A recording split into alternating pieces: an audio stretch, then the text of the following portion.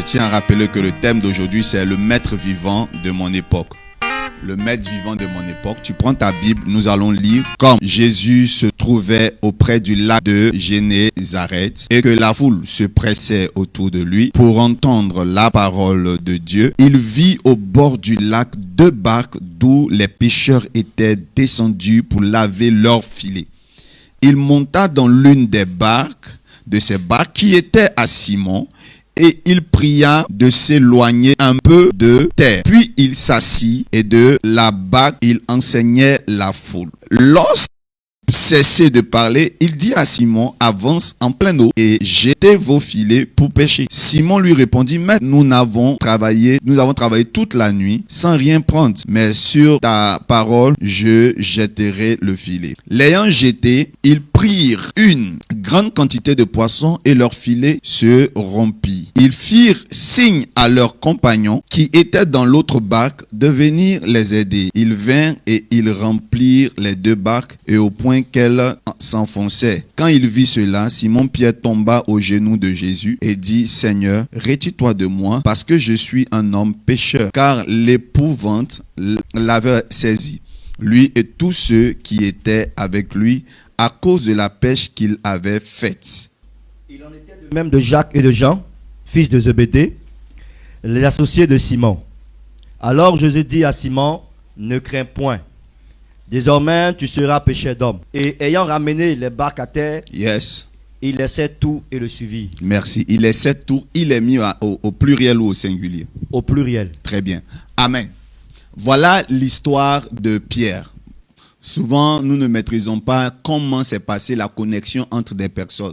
Vous voyez les gens 2 à 2 dans le monde. Nous voyons aujourd'hui le révérend Dolski Jaurès Yoro aux côtés de Maman P. Kwasi, nous voyons aussi souvent le prophète l'ange et le prophète le surnaturel ensemble. Nous voyons ce qu'on appelle des alliances dans le monde. Mais nous ne savons pas comment ces alliances-là ont commencé. Alors, ce que je suis venu vous dire, aujourd'hui, vous allez savoir l'environnement dans lequel Jésus-Christ a rencontré Simon-Pierre. Simon-Pierre était de retour d'une pêche qui avait échoué. Et en réalité, c'est parfois dans ce genre de circonstances que nous rencontrons Jésus. On revient d'une pêche et cette pêche-là n'a pas donné. On est au milieu de la mer, au milieu des océans. On est dans l'environnement qu'il faut pour avoir des poissons, mais on n'en trouve pas. On lance le filet un peu partout, mais on n'en trouve pas. Le soir, quand nous revenons fatigués, découragés, c'est en ce moment-là que Jésus-Christ se présente. Très souvent, Jésus se présente quand il y a le désespoir. Il arrive comme étant une solution. Alors, il dit à Pierre, Pierre, retourne en eau profonde. Parce qu'après avoir prêché, il a créé la foi. Vous savez, la foi se crée par les paroles. La Bible dit que la foi vient de ce qu'on a. Donc, si tu n'entends pas très bien, si tu ne perçois pas un message, la foi ne peut pas être créée. Maintenant qu'il finit de prêcher, malgré qu'il a été éloquent, il demande à Pierre de se séparer un tout petit peu de la terre. Il demande à Pierre de retourner dans l'eau pour pêcher. Voilà ce que Pierre lui dit. Non, maître, nous avons pêché toute la nuit et nous n'avons rien trouvé. Vous voyez, il y a des gens, malgré qu'on leur parle, il y a des personnes, malgré qu'on leur prêche un évangile limpide, clair, éloquent, compréhensible, ils vont toujours murmurer. Quand Dieu leur demande de passer à l'action, ils ont encore peur. Qu'est-ce que Jésus n'a pas prêché quand il était sur la barque? Mais malgré cela, il dit à Pierre, va. Et Pierre dit, il raisonne. Le raisonnement n'est pas une bonne chose. Alléluia. Lorsque Pierre rentre en eau profonde, Pierre lance son filet. Et qu'est-ce qui va se passer? La Bible dit qu'il va commencer à avoir tellement de poissons que les filets vont commencer à se rompre. Et il va demander aux autres pêcheurs autour de venir l'aider. Et en ce moment-là, ils n'ont pas rempli que lui sa barque, mais ils ont rempli quoi? La barque des autres. Il te faut rencontrer le maître vivant de ton époque. C'est quoi le maître vivant de notre époque?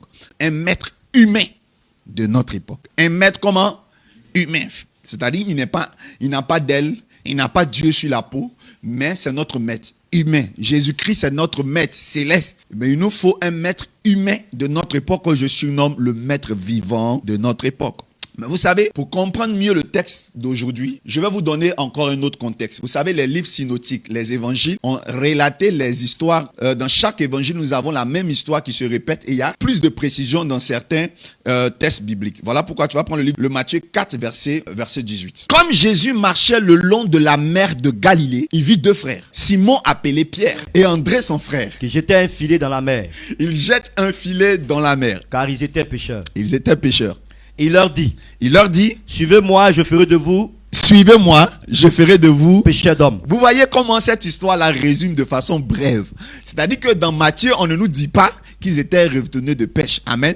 On nous résume qu'ils étaient en train de pécher. Ils avaient vraiment fini dans l'autre texte, mais ici, c'est pas vraiment précisé. Et vous voyez que c'est après cette scène-là que Jésus dit à Pierre, suis-moi, je ferai de toi quoi? Un pécheur d'hommes. Mais pour revenir rapidement dans le livre de Luc 5, nous voyons une scène qui est pour moi une scène qui n'est pas anodine. Cette scène-là, c'est que le Pierre qui finit par pécher sous l'ordre de Jésus va voir son filet se rompre. Et vous voyez, ce qui me choque, c'est que lorsque Pierre est en train de pécher sous l'ordre de Jésus, effectivement, il va gagner beaucoup de poissons.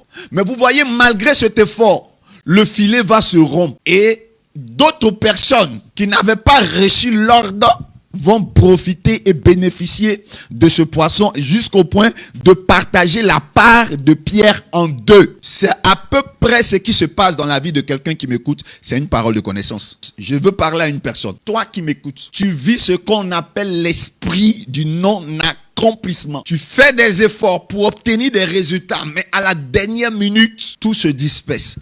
Regardez, l'image du filet de Pierre représente ton panier, ton grenier. Lorsque Jésus-Christ met sa parole sur ta vie, tu commences à gagner, mais en fin de compte, le filet se rompt toujours et tu perds ce que tu obtiens. Je parle à l'esprit d'une personne. Pendant que tu travailles, cette chose à laquelle tu as travaillé t'échappe et sort et ne reste plus sous ton contrôle. C'est ce que j'appelle faire des efforts inutiles. Tu travailles pour les autres. Tu as entretenu un homme qui était ton fiancé, qui t'avait promis le mariage, et quand il a commencé à devenir bien, il t'a abandonné. Simon-Pierre pêchait des poissons.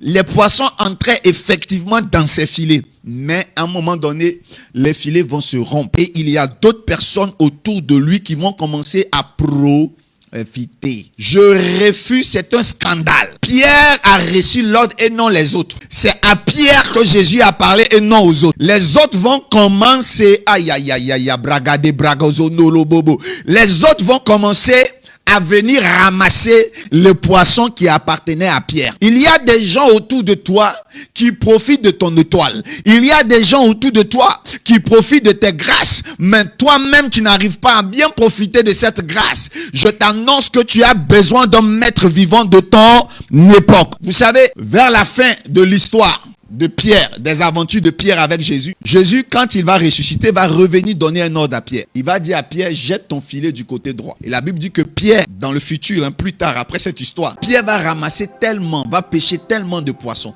Et la barque va se remplir. Et à cet épisode-là, personne n'est venu aider Simon-Pierre. Qui comprend? À ce jour-là, Pierre, lui seul, a pêché et il a ramassé pour lui seul sa barque. Et non pour lui et les autres. Amen. Vous comprenez, Jésus-Christ était venu faire un travail excellent dans la vie de Simon-Pierre. Avant, quand Pierre pêchait, il ne trouvait rien. Quand il a rencontré Jésus, quand il pêche, ça, tout ne lui revient pas. Ça peut être le parcours d'un chrétien. Ce n'est pas parce que tu as rencontré Jésus la première fois que tout sera passé. Oh, merci Seigneur. Ce n'est pas parce que tu as rencontré Jésus que tout sera parfait du coup. À la première rencontre, c'est vrai qu'il a commencé à avoir des résultats. Mais les résultats ne sont pas restés. Homme de Dieu, quand tu as commencé le ministère, il y a des gens qui venaient. Mais où ils sont en ce moment? À chaque fois que tu bâtis l'église, les gens viennent, les gens partent. Et parfois quand tu regardes à la télé, tes fidèles, sur qui tu as bâti l'œuvre, tu as forgé, se retrouvent dans d'autres églises de luxe. Des églises que eux-mêmes n'ont pas bâties. Des églises qui sont allées trouver déjà grandes. Mais tu sais, et tu es conscient, ils sont conscients que les prémices de leur disciple-là, c'est toi qui leur as donné ça. Tu travailles pour les autres. Aïe. Tu as formé des gens qui sont partis. Tu as donné la parole de Dieu aux gens, mais qui se retrouvent dans d'autres barques, dans d'autres églises. Mais ne désespère pas. Je dis, le maître vivant de ton époque va régler la situation. Vous savez pourquoi parfois nos filets se rompent? Parce que nous n'avons pas été préparés. Pierre n'était pas préparé. Revenons au début de l'histoire. Matthieu 4, verset 12, écoutez. Jésus, ayant appris que Jean avait été livré, se retira dans la Galilée. Il se retire. Il quitta Nazareth et vint demeurer à Capernaum. Il quitte Nazareth, il vient demeurer à Capernaum. Situé près de la mer, Si tu es près dans de le la mer. territoire de Zabulon et de Nephtali. Yes. Verset Afin que s'accomplisse ce qui avait été annoncé par Ésaïe le prophète. par Ésaïe le prophète. Maintenant écoutez, verset Le 16. peuple de Zabulon et de Nephtali, de Verset la contrée 16 voisine, de la mer, du pays au-delà du Jourdain et de la Galilée, des gentils, ce peuple assis dans les ténèbres a vu une grande lumière. Le peuple assis dans les ténèbres a vu une grande lumière. Et Continue. sur ceux qui étaient assis dans la région et l'homme de la mort, la lumière s'est levée. Jésus est Seigneur. La lumière de Christ plane sur la vie d'une personne qui dit Amen bien. Il y a de l'espoir. Il y a de L'espoir. l'espoir. Yes. Dès ce moment, Jésus commença à prêcher et a dit, Jésus commençait à prêcher, à dire. repentez-vous, Il continue le message. car le Écoutez-moi bien. royaume des cieux est proche. Il continue le message de Jean-Baptiste. Il s'appuie sur le message de Jean-Baptiste et maintenant il va introduire son message qui lui est propre. Continue. Comme il marchait le long de la mer de Et Galilée, comme il marchait le long de la mer de il Galilée, vit deux frères, il vit deux frères. Simon appelé Pierre, Simon, et André appelé son frère, Yes, qui jetaient un filet dans la mer, il jette un filet dans la car mer. ils étaient pêcheurs. Ils étaient pêcheurs. Il leur dit, Il leur dit suivez-moi, suivez-moi, et je vous ferai pêcheurs d'hommes. je vous ferai pêcheurs d'hommes. Aussitôt, il laissait les filets, Et aussitôt, il se dit, les jeunes là ont laissé le filet pour le suivre. de là étant allé plus loin, il vit deux autres frères, De là, aller plus loin, il vit deux autres frères. Jacques fils de Zébédée Jacques, fils de Zébédée, et Jean son frère, et Jean, son frère. qui étaient dans une barque avec Zébédée leur Ils père, étaient dans une barque avec Zébédée, leur père. et qui réparaient leurs filets. Eux, ils réparaient leur filet. Il les appela, Quelqu'un a dit, ils réparèrent leur filet. il réparait leurs filets.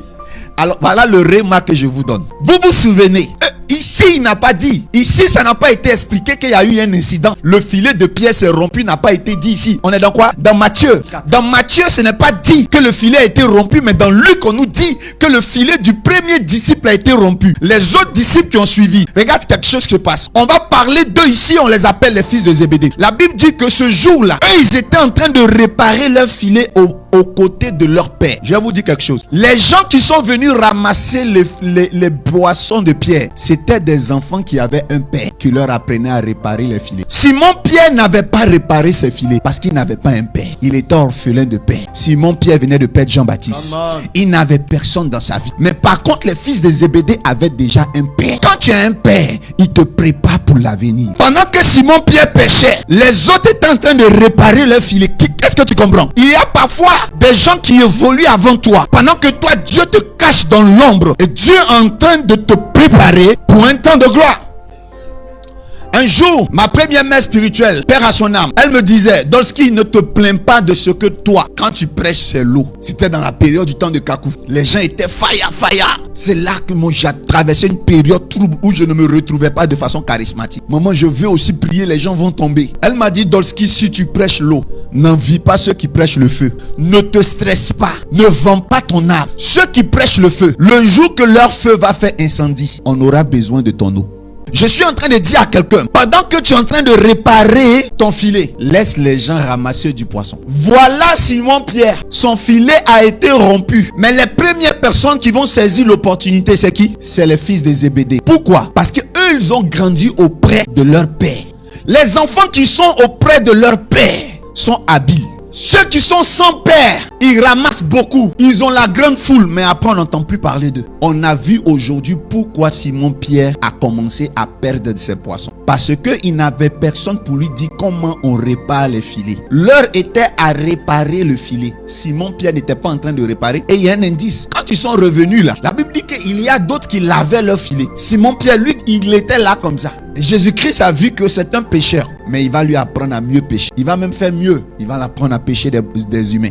Et la Bible dit que quand il demande à Simon-Pierre de le suivre, les autres fils de Zébédée aussi font quoi? Suivent Jésus. Je viens de donner une raison de pourquoi le filet de Pierre n'était pas solide. Parce qu'il n'avait pas le maître vivant de son époque. Vous savez, Pierre était l'un des premiers disciples de Jean-Baptiste avant d'être le disciple de Jésus. C'est ce qui va retarder Pierre. Comment en tant qu'un pécheur, tu peux prendre pour père spirituel quelqu'un qui prêche dans le désert? Jean-Baptiste était un bon homme de Dieu, mais son onction ne correspond pas à Simon-Pierre. Son onction ne correspond correspondait pas pour cet enfant. L'homme de Dieu avec qui tu es peut être un homme de Dieu célèbre, excellent, avec une grande renommée, mais il n'a pas l'onction pour toi. Simon-Pierre avait l'onction d'un pêcheur d'hommes. Jean-Baptiste avait l'onction de quelqu'un qui plongeait les hommes dans l'eau. Retirer les hommes de l'eau et les mettre dans l'eau, c'est deux choses différentes. Jean-Baptiste vivait dans le désert, il mangeait le miel et il s'habillait en peau de chameau. Mais la Bible dit, mais Jésus buvait et mangeait. Donc c'est deux onctions différentes. Simon-Pierre n'avait pas l'onction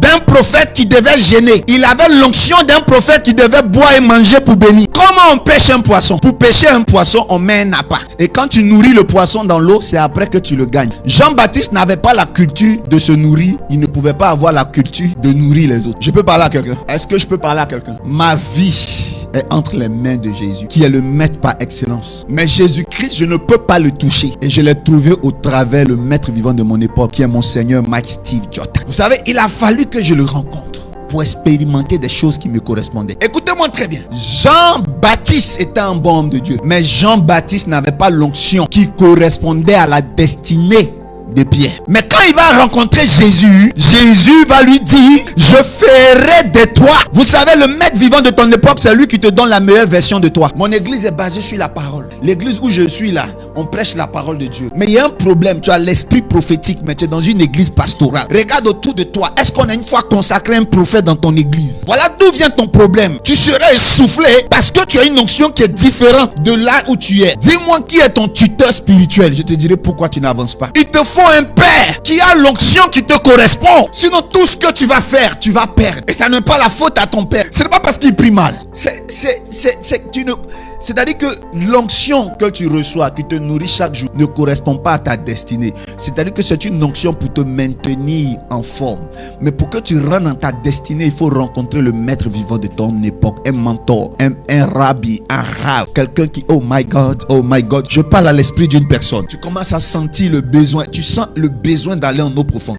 Tu vois quand, oh God, quand Jésus dit, éloigne-toi de la terre, le Seigneur lui dit, va en eau profonde. Même si tu n'obtenais pas de résultat, va en eau profonde. Et tu sens que tu dois bouger. Tu sens que tu dois changer de position.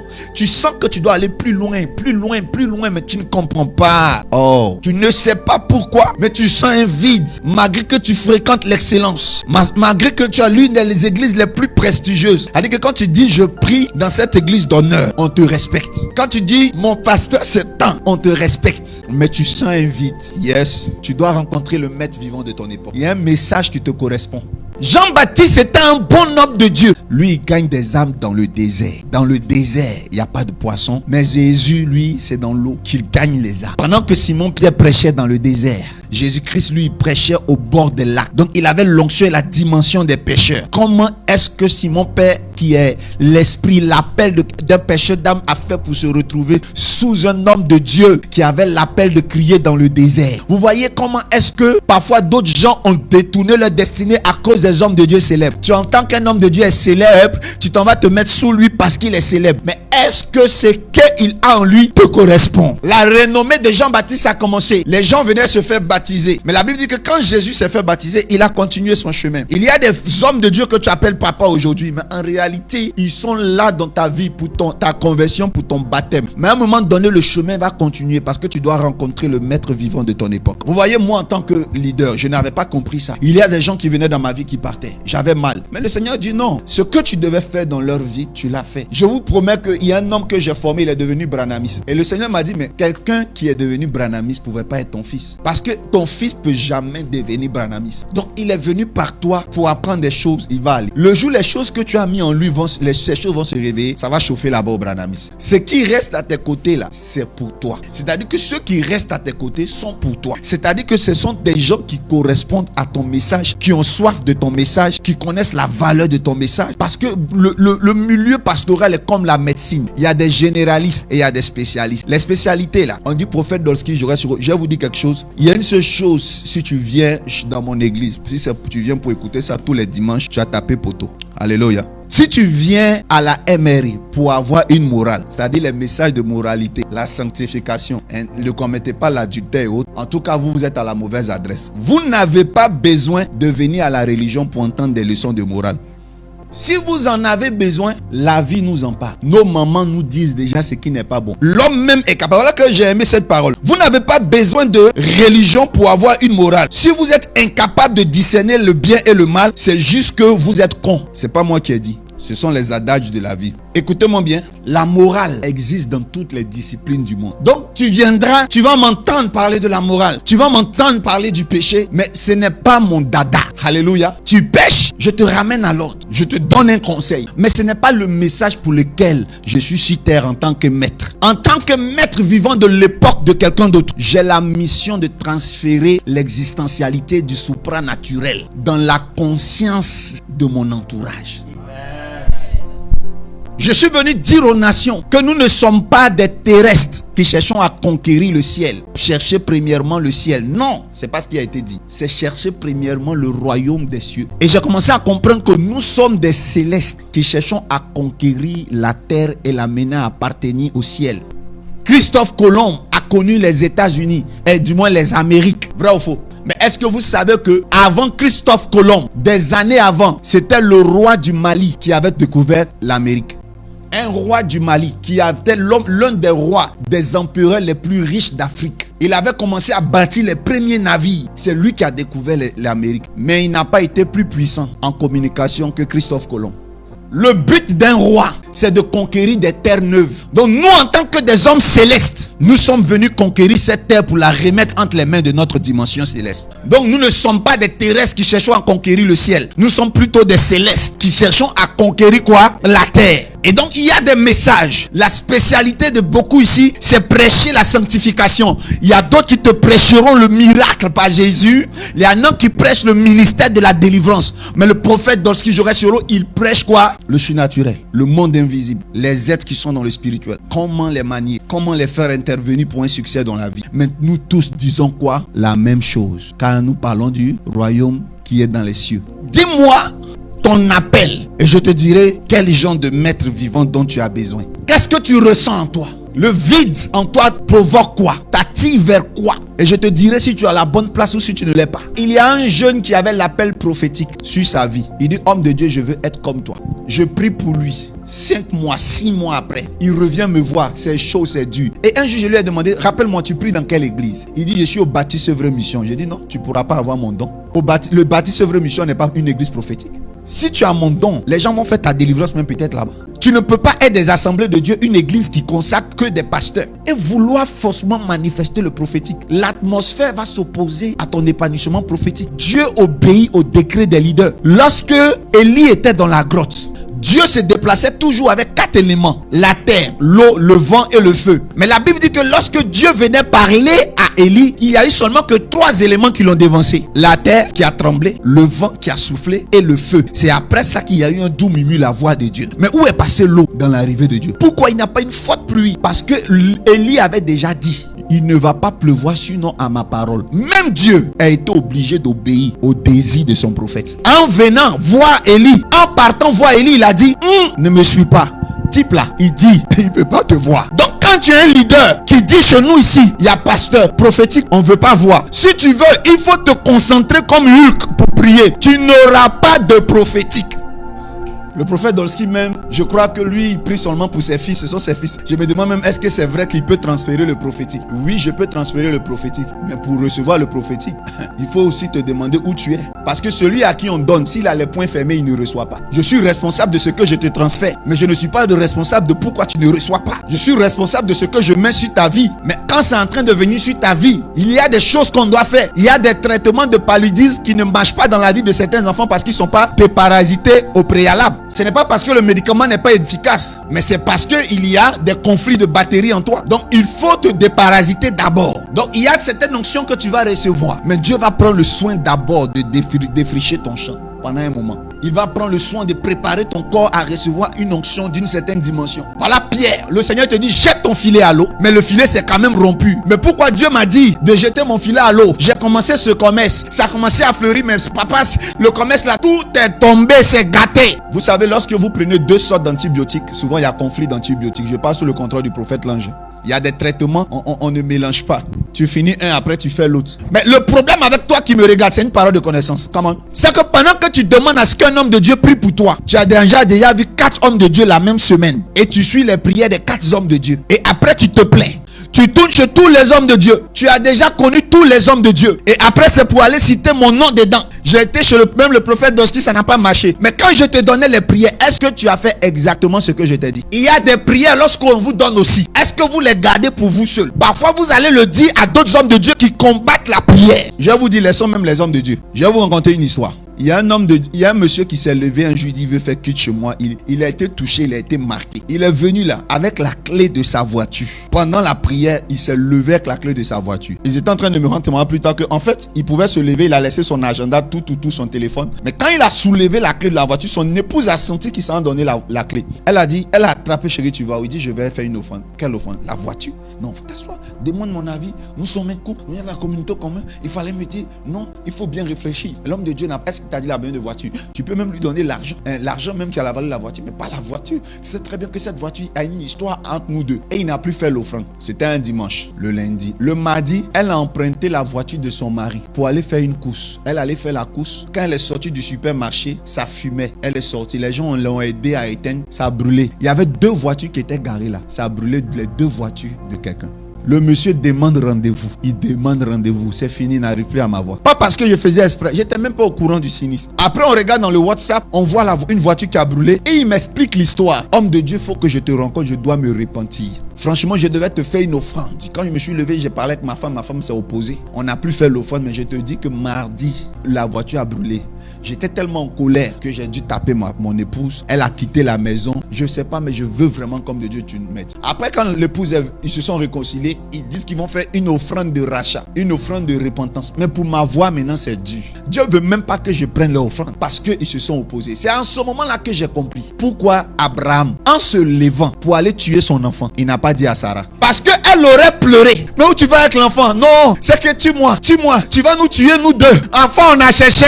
C'est dur. Regarde comment c'est pour le tuer puis après retourner chez Agar. Ça là j'ai dit je veux pas. Et elle va traîner. Elle va tomber. Son pagne va tomber. Son caleçon sera dehors. Tout dehors. Elle va dire on me frappe au quartier. Oh, à cause de mon fils. Elle va aller raconter chez les voisins quand son mari veut faire sacrifice humain. Et c'est pour ça certaines personnes, certains chrétiens quand ils font des choses ils disent pas aux autres. Mais toi, dès qu'on te donne du sel pour prier, ton papa sait, ta maman sait, tes soeurs savent. Remarquez les familles où les gens se disent tout. Quelqu'un te drague net, tu dis, les filles se marient pas. Ça, je vous dis. Ça dit que petite chose net, tu as rencontré quelqu'un. Ta maman sait, ta grand-mère sait. Tu as déjà partagé les voilà mon nouveau copain qui me drague en ce moment. C'est fini. Personne n'est sorcier parmi eux. Mais seulement que je te dis que plus l'information, ça va. C'est fini. Tu as consulté le prophète, mais tu as déjà fini de consulter ton arrière-grand-mère. Ça est, le fait d'informer, c'est consulter. Tu es enceinte. La première personne qui doit savoir, c'est le maître vivant de ton époque. Parce que tu as des difficultés pour enfanter. Quand il a validé, après maintenant tu peux informer même ton mari. Mais le problème, vous ne savez pas vous connecter. Je ne sais pas pourquoi j'entame cette parenthèse. Le maître vivant de notre époque, c'est une personne sûre. Selon 2 Chroniques 20 verset 20, confiez-vous au prophète. C'est alors que vous allez réussir. Les gens n'arrivent pas à faire la différence dans les actes nobles qu'ils doivent poser. Alléluia. Un jour j'ai dit à une fille, tu vas réussir mais quand tu vas sortir du cercle de famille, quand tu vas aller prendre ta propre maison, elle me demandait mais je vais faire comment pour réussir à payer. J'ai dit, si tu savais combien de fois tu étais riche, c'est en toi que se trouvera l'argent pour payer la maison. Sors. À chaque fois qu'elle veut sortir, elle a un peu d'argent. Elle partait dire à sa maman et à son papa, mon papa, d'ici 2 mois, je compte partir. C'est fini. L'argent la rend dans un autre système. À chaque fois qu'elle veut partir, elle doit dire. Et je lui ai prêché le message de la femme de Lot. Je lui ai dit, toi, quand Dieu a dit de sortir de trucs, de choses, Sodome et Gomorrhe, il a dit à Lot, ne vous retournez pas pour regarder en arrière. Est-ce que tu sais ce que ça veut dire? La Bible dit que quand sa femme s'est retournée pour regarder, elle est devenue quoi? Du sel. Il y a des actes quand tu veux poser. Fonce d'abord. Je connais une fille, je ne conseille pas ça pour tout le monde. Quand elle a un homme, elle exigeait que l'homme vienne voir ses parents. Tout.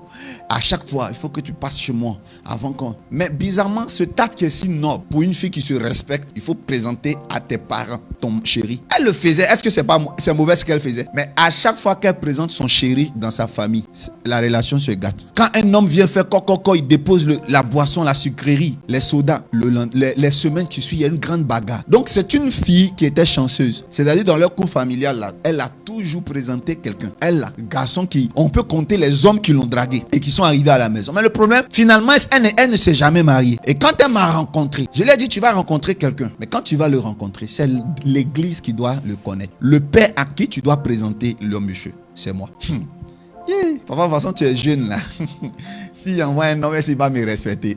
Effectivement, elle a fait une rencontre, comme j'ai dit. Il dit, cet homme est comme ça, il porte les lunettes comme ça. Elle a rencontré la personne, mais elle allait encore le présenter en famille. Après, elle m'écrit, la relation est gâtée. J'ai dit, c'est pas grave. Comme toi, tu as ça en toi, tu vas encore gagner. Mais cette fois-ci, j'espère que tu vas faire ce que je t'ai dit. Effectivement, elle a rencontré quelqu'un, un homme compliqué qui n'aime pas faire de Dieu, mais qui l'aimait. Elle lui a donné la condition. Elle dit, je vais te faire rencontrer mon père. C'est lui qui prend soin de moi. Il prie pour moi. En tout cas, quand on va aller, je te préviens, il est jeune, mais c'est un vieux. Tu le vois comme ça. Quand le monsieur il est arrivé, quand il m'a regardé, il dit qu'il m'a aimé. Parce que lui, pour être où il est, il dit dans le...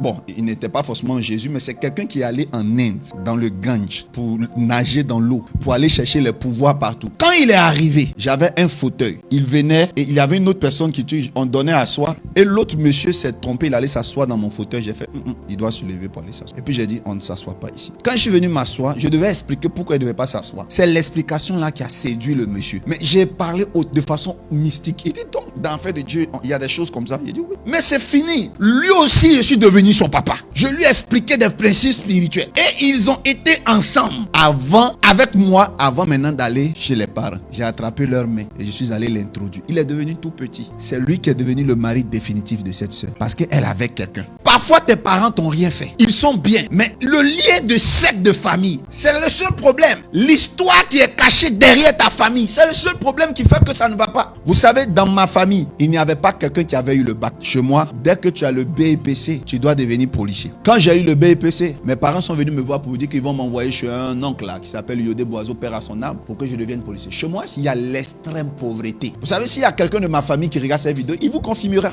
On est l'un des villages les plus pauvres même de Daloa. Il n'y a pas de grands cadres extrêmement riches. Il y a un lien là-bas. Quand tu deviens quelqu'un, les gens cherchent à te tuer. Même quand tu construis, dès que tu mets la dernière brique, tu dois mourir. Et j'étais en train de servir Dieu. Les deux choses qui m'inaissent dans ma famille m'ont suivi. Les gens de ma famille, vous savez, dans ma famille, un seul fonctionnaire, il peut avoir 30 personnes du village chez lui. Parce que presque tout le monde est sans domicile fixe. Donc, quand on a un oncle là, nous tous, c'est chez lui, on habite pour aller à l'école ou c'est chez lui, on est. Donc, dans ma famille, c'est comme ça. Quand on dit quelqu'un, même il a un salarié de 200 000 francs, nous tous, on est là-bas. Nos mamans nous envoient chez le monsieur qui doit nous prendre en charge. C'est parce qu'il y a des familles comme ça. Donc, c'était l'extrême pauvreté. Dans le ministère, ça me suivait. Dans le ministère, les choses de ma famille me suivaient. Vous savez, je suis allé au BEPC. C'était devenu très dur. J'étais le dernier de la classe. Mon BEPC dernier. J'étais avant-dernier. Et puis, le méchant là, qui était dernier, il a osé quitter l'école au milieu de l'année scolaire. Donc, comme lui, il est parti, ça fait de moi maintenant le dernier. Mais le dernier, vraiment pas intérim. Sinon, j'étais avant-dernier. Mais je suis allé prier Dieu sur la montagne. J'ai dit non. Je sens que la troisième, c'est la limite des gens de ma famille. Mais j'ai crié. J'ai dit, je refuse ça. Et j'ai posé des actes hautement spirituels, hautement mystiques. Je suis allé me connecter à cette femme.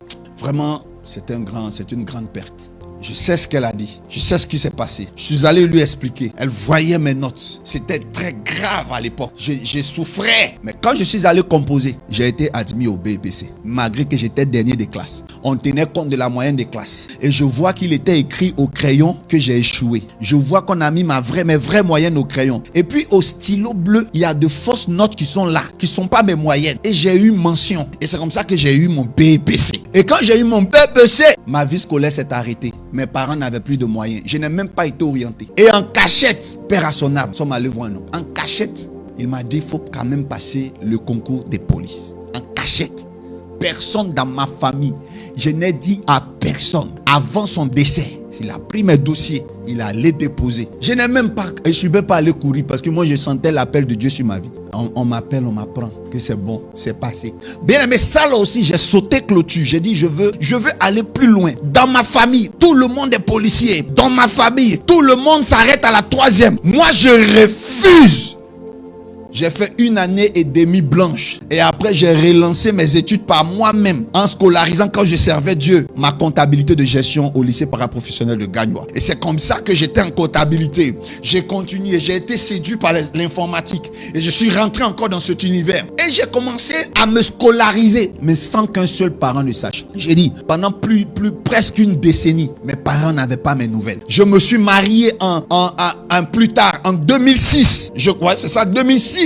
Mes parents n'étaient pas au courant. Il n'y avait même pas mes parents. J'ai commencé à me cacher. Si je n'avais pas fait ça, et je me cachais pas parce que mes parents étaient sorciers. Je me cachais parce que j'avais compris qu'il fallait que je rompe les liens. Je suis resté accroché à Christ et mes parents spirituels. Bien aimé, à force de persévérer comme ça, à mon si jeune âge, ici à Eden, il y avait une opération.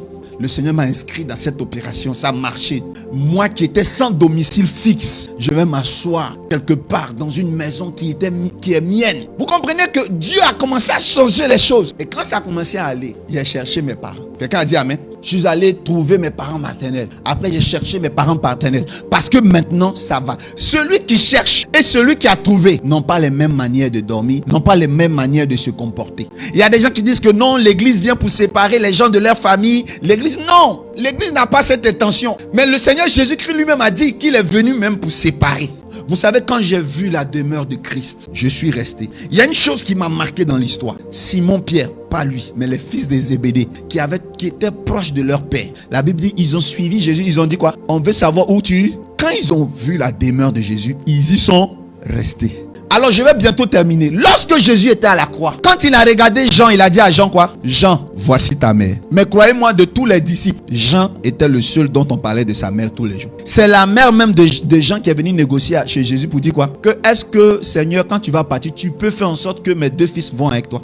Donc ils avaient une bonne maman qui négociait pour leur succès. Mais Jésus les a connectés à une autre maman. Dis amen bien fort. Il y avait la pauvreté dans une famille. Et il y avait une malédiction dans une famille. Un jour, il y a un marabout qui a dit au chef de famille, ne donne plus ton nom à tes enfants, c'est ce qui les fait souffrir.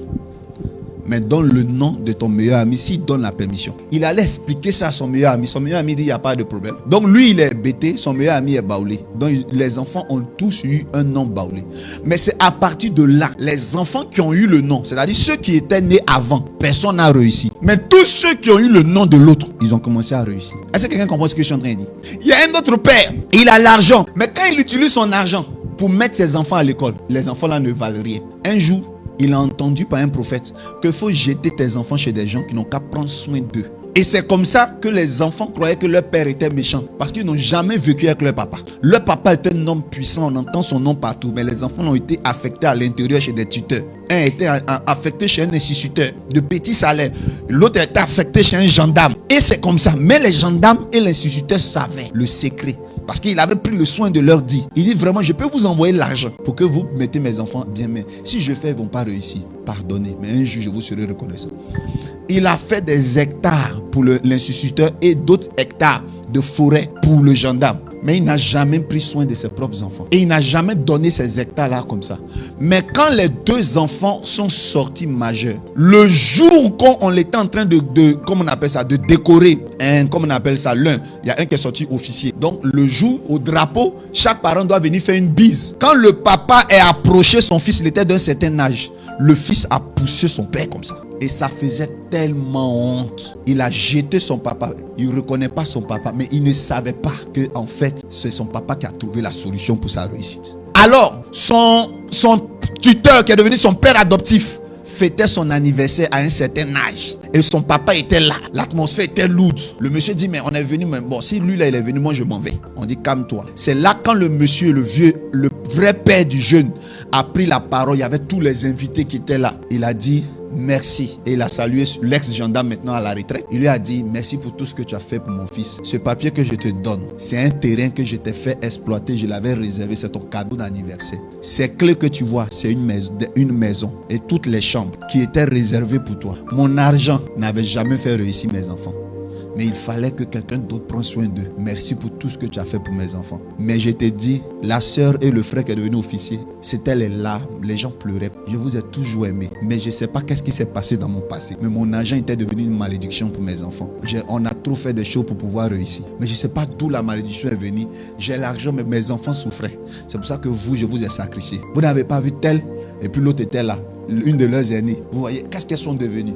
Mais c'est après que je me suis rendu compte. C'est un homme de Dieu, un prophète qui m'a dit de faire ce que j'ai fait. Toutes ces années, vous me rejetez, j'avais mal, mais j'attendais le moment. Les gens pleuraient dans la salle. Il te faut rencontrer un maître vivant de ton époque. Quelqu'un qui va diagnostiquer ton problème. Quelqu'un qui peut te dire, parce que ce que tu fais, tu penses que tu le fais et c'est bien.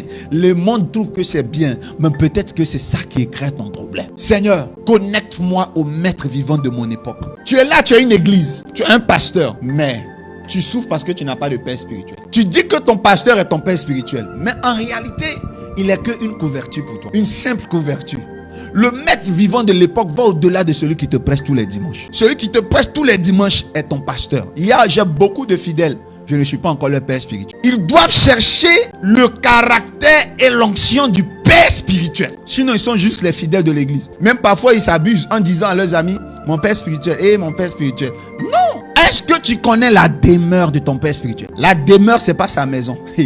C'est son intimité spirituelle. Ce sont ses secrets spirituels. C'est son aura spirituelle. Ce n'est pas je connais chez mon père spirituel. Allons-y là-bas, on va lui expliquer le problème. Non. La Bible dit que lorsque Bartimée a été guéri, il suivit Jésus comment?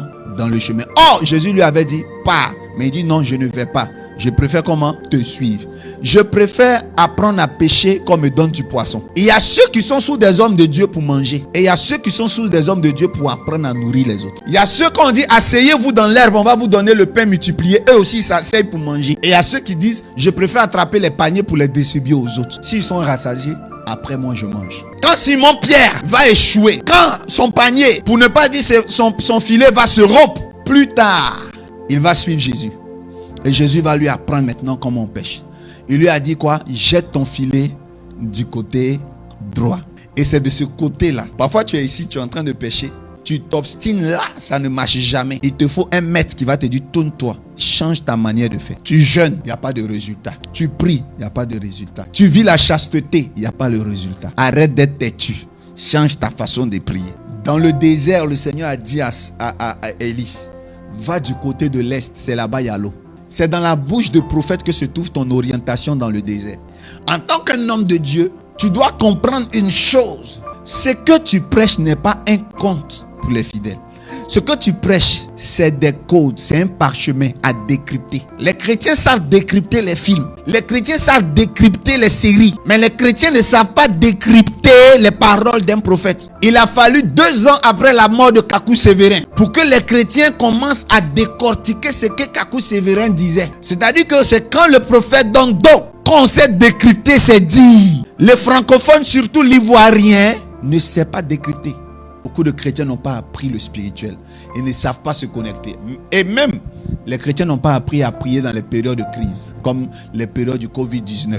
Tu les vois aujourd'hui, ils sont perturbés. Ils ne savent pas comment on fait un culte quand on n'a plus d'église. Ils ne savent pas comment on se connecte à un homme de Dieu quand on n'a plus d'église. Dans ce que nous disions, il y a des mois de cela, nous annoncions ces événements. Nous nous sommes efforcés à faire comprendre aux chrétiens que le spirituel pèse plus que le physique.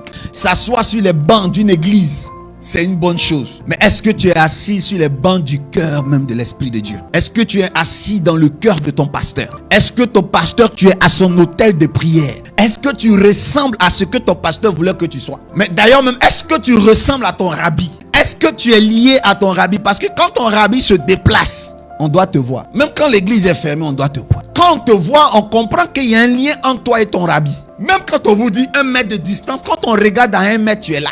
Mais quand tu n'étais pas lié, quand il n'y avait rien de vital, dès que l'église se ferme, toi aussi tu disparais. Alors je termine. Dis avec moi le maître vivant de mon époque. Vous savez, je parle aux serviteurs de Dieu aujourd'hui. Ce message-là, ça peut te concerner certes, mais c'est plus pour les hommes de Dieu. Regardez bien dans les photos archives de mon église. Vous verrez des séquences où on a près de 1000 et quelques personnes dans le peuple, dans l'église, dans un coin plein air. C'était ça, la grande mouvance. Quand je venais à l'époque, je prêchais même pas. C'est-à-dire, quand je viens, mon souci, c'est les âmes. Les malades guérissaient. Les malades, les paralytiques marchent. Les gens venaient en grand nombre, en grande pompe. Parfois, je veux prêcher, mais quand je vois les malades, je suis tellement ému de compassion que je ferme la Bible et je commence à prier pour les malades. On faisait des réceptions, 100 personnes par jour, 50 le matin, 50 le soir. Je ne me reposais pas. La foule s'accroissait. jusqu'à ce qu'on ait un litige sur le terrain où on était et on a perdu le terrain. Alors, puisqu'on était plus de 1000 personnes, en Abidjan, il n'y avait pas de salle qui pouvait nous contenir. On cherchait des salles qui peuvent contenir 1000 personnes ou des salles où on peut faire 2 cultes, on n'en trouvait pas. C'est ça aussi le problème avec Abidjan et je pense que Dieu va nous bénir, on va investir dans une salle dans cette nation où tous les chrétiens qui sont en difficulté viendront. Vous voyez, le temps qu'on va trouver une salle, je ne sais pas, un prophète l'ange aide-moi, est-ce que ça fait des mois? Ça n'a même pas fait mois. Quand on a trouvé la salle, il n'y avait plus personne, à part mes fils, dont j'étais le maître vivant de leur époque. Et quand on a eu maintenant le lieu, le nouveau coin, le nouveau terrain, on a ouvert l'église. Et au début, j'ai commencé à faire des programmes. Vous allez voir ces programmes-là. C'est ça dans les programmes où on avait Tchala Monan, je ne sais pas si tu vois un peu ce programme. On a commencé des grands programmes sur Podium à l'église. Et la foule commençait à venir et mon cœur était triste. Quand la foule venait, mon cœur était triste. On est passé de 400 à 500, de 500 à 800. Mais au lieu d'être dans la joie de la foule des âmes qui arrivaient, mon âme était triste. Et ça m'a fait que j'ai eu le dégoût de la nourriture. Donc je priais. Je n'ai pas dit je gênais, mais je ne mangeais plus régulièrement. Je priais et le Seigneur me dit, voilà pourquoi tu es triste. Tu as peur que les mêmes choses se répètent. La foule qui vient, et puis demain, cette foule ne sera plus là. Mais c'est toi seul qui as la solution. Mais voilà la solution que j'ai créée. J'ai commencé à enseigner, car je suis très bon enseignant. Je suis professeur d'université prophétique. Je suis enseignant naturellement. Je suis docteur dans les domaines que j'enseigne. Et je me commençais à enseigner. Maintenant, les gens venaient. Eux, ils venaient pour voir le spectacle, le miracle. Quand ils viennent, voilà un enseignant. Voilà pourquoi vous allez regarder toutes mes vidéos de fin 2018, fin de 2017 jusqu'à maintenant. Quand vous êtes sur les réseaux sociaux, vous voyez que c'est ces enseignements. Mais quand vous descendez en deçà de ça, vous verrez que c'est des miracles. J'ai commencé à devenir enseignant. Tu regardes 2 heures de vidéo, c'est à la fin que je donne la parole de connaissance à une seule personne. Pourtant, je suis toujours mystique. Mais je vous promets que ça a déplu à beaucoup, ils ne venaient pas. Les gens appelaient, ils ne voulaient pas venir à l'église. Alors on veut une réception avec l'homme de Dieu. On dit, il n'y a pas de réception. Si vous voulez réception, là, venez à l'église. Ça n'arrange pas les gens de venir à l'église. Ils ont leur église. Ce qu'ils veulent, c'est les miracles là, de monsieur. Parce qu'ils sont conscients qu'il a des miracles. Vous savez, dès que j'ai commencé à faire ça, on est redescendu de milliers de personnes à 200 personnes.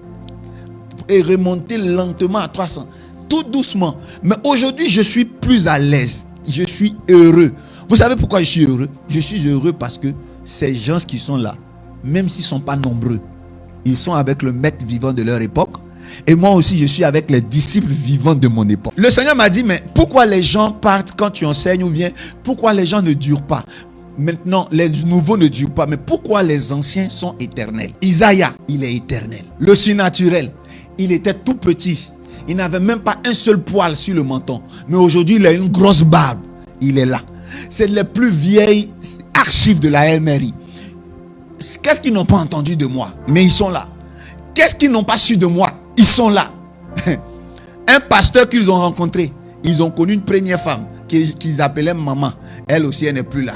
Ils ont connu une deuxième personne. Elle dit, ils ont tout vu. Les changements dans ma vie. Même changement des femmes. Tout ça, ils ont vu. Mais ils sont là. Est-ce que vous me comprenez? Ils sont présents. Quand j'ai perdu mon premier mariage, ils étaient là. Je suis aujourd'hui dans le mariage parfait de ma vie. Ils sont en train de goûter le miel. Je les ai connus, ils étaient élèves. Aujourd'hui, d'autres sont directeurs d'entreprise. Certains sont, eux tous même pratiquement même sont maintenant mariés. Quand les gens se moquaient de nous, oh, chez les Dolski, il n'y a pas mariage. Il y a un esprit qui est là-bas. Leur pouvoir se trouve dans le célibat. Aujourd'hui, maintenant, on les mariés. Ils ont cherché d'autres choses. Le monde est là, mais ils sont collés. Ils sont collés. Le monde part, mais ils sont là. Donc le Seigneur m'a dit, mais ce que tu ne comprends pas, il y a une chose que tu faisais avec l'ancienne génération que tu ne fais pas avec la nouvelle génération. C'est le disciple-là. Elle dit que tu as gâté la nouvelle génération. Est-ce que la nouvelle génération, tu peux crier et puis ils vont sourire? Non, ils vont te quitter. Ils vont dire qu'ils sont frustrés. Est-ce que la nouvelle génération, si tu mets 3 semaines sans leur rendre visite, est-ce que tu seras toujours leur père spirituel? J'ai dit non. Combien de fois tu appelles le prophète l'ange? Jamais. La dernière fois que tu envoies un SMS à Isaïe, c'est quand? Je ne sais plus, Seigneur. Est-ce que tu appelles Isabelle Flora? Presque jamais.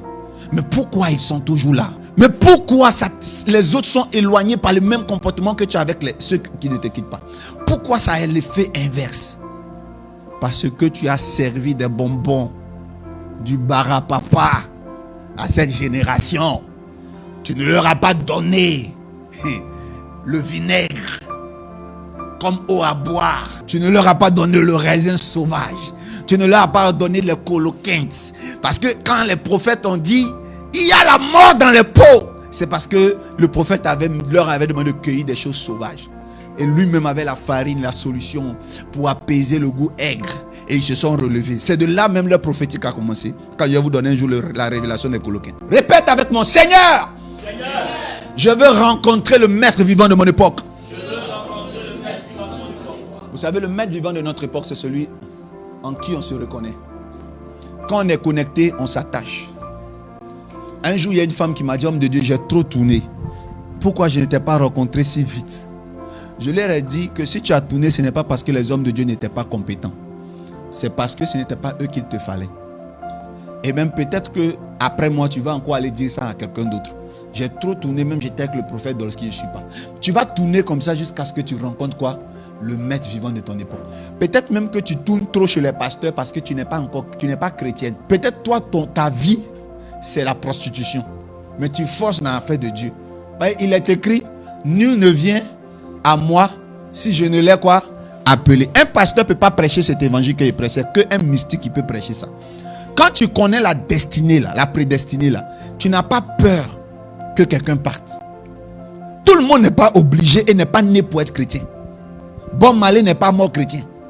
Sa destinée là, c'était dans la ganja. Peut-être que ça n'allait pas un moment de sa vie, il a essayé de s'essayer dans Dieu, mais ça ne marchait pas. Mais souvent, nous-mêmes, on doit être sincère pour Dieu. Genre, tu t'es guéri, c'est vrai, mais va fumer. Quand un prophète voit loin, il sait. Donc, si tu dis que tu as tourné chez tous les hommes de Dieu, il n'y a pas de solution. Il faut partir. Il y a une femme qui a dit qu'elle a tourné chez tous les hommes de Dieu. Quand elle arrive là-bas, les hommes de Dieu cherchent à coucher avec elle. Mais pas qu'ils cherchaient, elle a presque couché avec tous les hommes de Dieu. Tous les scandales qu'il y a eu dans les églises, c'était à cause d'elle. Quand elle arrive, elle fait tout. Si elle ne réussit pas à descendre le pasteur principal, elle réussit à sortir avec l'un des seconds. Et puis ça crée des scandales. Après, elle sort. Les gens m'ont humilié. Tout. Donc, elle était venue pour que moi, je sois son père spirituel. Et le Seigneur m'a dit, tu sais, il faut oppresser cette fille jusqu'à ce qu'elle quitte l'église. Parce que en fait, c'est pas maintenant elle va donner sa vie à Jésus. C'est une païenne. Mais elle est attirée par les hommes de Dieu. Elle, vous savez, il y a une femme qui aime l'eau. Elle est amoureuse de l'eau. Donc quand elle va, elle fait l'amour avec l'eau. J'ai vu ça dans un film. La dernière fois aussi, j'ai vu un homme qui aime voiture. Lui, le petit trou du tuyau d'échappement, il prend son kiki, il enfonce dedans. Mais lui, il pompe voiture. Et il est allé à l'école, mais il aime voiture. Il caresse les voitures, il embrasse les voitures. Et puis aussi, il y a des gens qui aiment les chiens. Quand il voit un chien, il a une érection. Ou bien une femme, quand elle voit le kiki d'un chien, elle est excitée. C'est comme ça, il existe des qualités de gens qui aiment les pasteurs. Il y a les qualités de filles qui aiment hommes de Dieu. Quand tu prêches, pendant que les gens disent Amen, elle est excitée.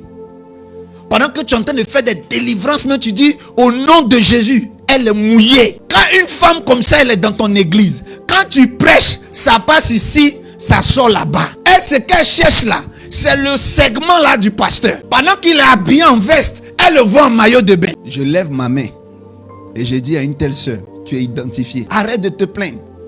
Parce que tu es venu pour ça. Faut pas diviser et gâter les églises. Le Seigneur a dit à Judas, ce que tu es venu faire, fais-le bien. Si le pasteur t'a accueilli, que tu as fait, fais-le avec excellence, mais tu es venu trouver une église bien bâtie et tu veux sortir et la détruire. Non. Quand j'ai vu ça, j'ai oppressé la soeur. Je vais vous montrer la technique d'oppresser les soeurs. Tu ne vas jamais t'approcher de ma table. Je ne vais jamais t'appeler ma fille ni mon cœur. Tu vas sentir que quand tu es venu là, j'ai mes enfants spirituels. Toi, tu es une aventurière. Et quelqu'un va dire, mais l'homme de Dieu, pourquoi il est dur comme ça? Le Seigneur est amour, prêche-lui l'évangile. Peut-être qu'à partir de toi, ça va changer. Je suis prophète. C'est l'évangéliste. Ça, c'est son rôle. Les évangélistes, je vous salue. Lui, il peut. Moi, prophète, je tue ça. Chacun a son ministère. Quand elle va arriver, tu vas entendre 20 ans après, elle ne s'est jamais convertie. Il y a des gens qui sont prédestinés comment? Comme ça. Qu'une telle personne qui se sent concernée comprenne que peut-être que ton rôle là, c'est pas de rester à l'église. tu ne peux pas aimer Dieu et aimer l'autre chose là en même temps. Et il y a des personnes, vous savez, ici en Afrique surtout, les églises ne vont pas évoluer. Si on ne prend pas conscience, ça ne va pas évoluer. Je vous ai dit que je parle aux serviteurs de Dieu. Les scandales, actuellement au Congo, il y a un scandale, un homme de Dieu qui était en train de faire boum boum crac crac dans une voiture. Elle a filmé. Et puis c'est elle encore qui va à la justice. Est-ce qu'on se comprend? Est-ce que nous les hommes de Dieu, on doit commencer à prendre conscience qu'il y a des gens qui ne viennent pas à l'église pour prier? Je suis un vieux routier. J'ai commencé le ministère il y a longtemps. Tu vois des soeurs qui viennent gentilles quand elles te servent la nourriture. C'est pour te présenter leur sein et non le foutu qui est sur la table. Mais quand tu mets du temps à les punguer, elles partent. Parce qu'elles s'étaient venues pour ça. Ou bien si tu les touches, après elles partent. Mais elles ne partent pas dans le silence. Elles partent avec ton odeur. Elles parlent avec ton manteau. Ce sont des Madame Potiphar. Je ne sais pas pourquoi je suis conduit à parler de ça. Mais je parle à quelqu'un, c'est une parole de connaissance. Ce n'est pas parce que tu as 800 membres que tu es arrivé, non. Mais si tu te sépares des gens comme ça, peut-être que tu auras 8000 membres. Et j'ai dit aux serviteurs de Dieu, vous qui êtes sous des hommes de Dieu, sachez une chose, vous êtes le patrimoine de tout un peuple. Donc il y a des erreurs que vous devez éviter. Parce que en fait, vos erreurs engagent toute l'église. Toutes vos erreurs impliquent même parfois une nation, pas même l'église. J'appelle dans ta vie un mentor. Pierre n'en avait pas. Regardez comment il souffrait. Il a fallu que Jésus arrive pour qu'il soit l'un des meilleurs pécheurs. J'appelle dans ta vie le maître vivant de ton époque. Je parle aussi pour une servante de Dieu. Tu sais, Dieu, c'est dur. Vous avez besoin d'avoir les justes personnes. C'est quoi un maître vivant d'ailleurs? Un maître vivant, c'est quelqu'un qui te propulse. Vous savez, le seul problème que je n'aime pas chez les pères spirituels dans la francophonie, chez la plupart, ils ne contribuent en rien à ton élévation. En rien. Quand je dis en rien, ils peuvent avoir des secrets, même des portes où ils peuvent t'introduire, ils ne vont pas t'introduire. Mais ils attendent que tu aies la renommée pour que tu dises leur nom. Ils attendent que tu aies la renommée pour vraiment assumer leur paternité. Mais au début, ils ont peur. Il y a des pères même qui ont peur de s'afficher avec toi. C'est-à-dire, ils ont accepté d'être ton père, mais ils ne sont pas très fiers d'être ton père. Un père est fier de ses enfants, il les aime malgré leur handicap. Il prend soin d'eux, il les pousse, il les met en avant. En fait, la fierté de certains pères, c'est de voir leur fils avoir la renommée. Et ça, chez les anglophones, je l'ai compris. Le père doit avoir ce qu'on appelle le système de la reproduction. Il y a certains qui ont un grand don, mais les fils n'en ont pas. Les fils jouent un rôle de serviteur dans l'église. Mais oui, c'est vrai que Élisée a lavé les mains d'Élie et il est devenu prophète. Mais écoutez-moi bien, quand on lave les mains pour rester laveur de mains, il y a un problème. Vrai ou faux? Donc un mentor est quelqu'un qui sait mettre ses fils en avant. Un maître vivant, quand tu le rencontres, il te fait du bien. Tu évolues, tu progresses. Et si vous voulez reconnaître un maître vivant, aujourd'hui dans le système des réseaux sociaux, je vous donne une astuce. Allez regarder les photos par exemple de 2007, s'il en a. Et puis venez regarder les photos de 2010. Et puis regardez son entourage. S'ils ont évolué, c'est qu'il est un homme qui est fleurissant. S'ils n'ont pas évolué, il y a un problème dans son mentorship ou il y a un problème sur sa vie. Il y a une philosophie quand on est leader. Vous devez fleurir avec les gens qui sont autour de vous. Vous ne pouvez pas fleurir seul. Quand vous montez, ils montent avec vous. Alléluia. Quand vous évoluez, ils évoluent avec vous. Il te faut un maître vivant. Il te faut quelqu'un qui rentre dans ta vie et qui bousille tout et qui détruit tout ce qui n'est pas bon et qui rétablit un navire excellent, un bâtiment excellent. Tu as la grâce d'avoir un maître vivant ce soir même au nom de Jésus. Là où tu es, dans le pays où tu es, dans le quartier où tu es, Dieu va te faire une rencontre qui va bouleverser ta destinée. Ce message que je viens de prêcher te touche. Ça attriste parfois même le cœur. Mais sache que c'est un bien, un mal nécessaire.